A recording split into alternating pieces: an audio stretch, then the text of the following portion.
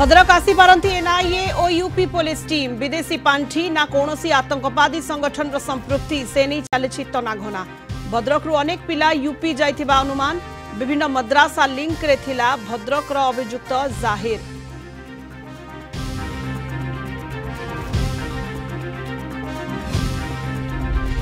सुभद्रा पाई उजागर।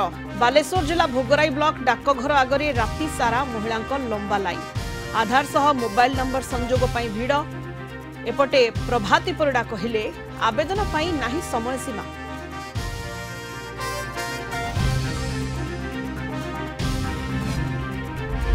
बंगोपसागर आज पुणी लघुचाप प्रभाव में उपकूल और दक्षिण ओडिशा रे प्रबल वर्षा संभावना।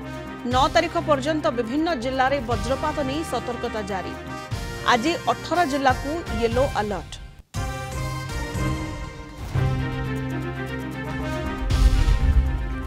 एवं विभिन्न शिक्षानुष्ठान रे उत्साहर सह पालन होछि गुरु दिवस। ओडिशार 2 जन शिक्षक पाइबे राष्ट्रपति पुरस्कार। पुरस्कृत हेबे रायगड़ा जिलार द्वितीय चंद्र साहू और कलाहांडी जिलार संतोष करा।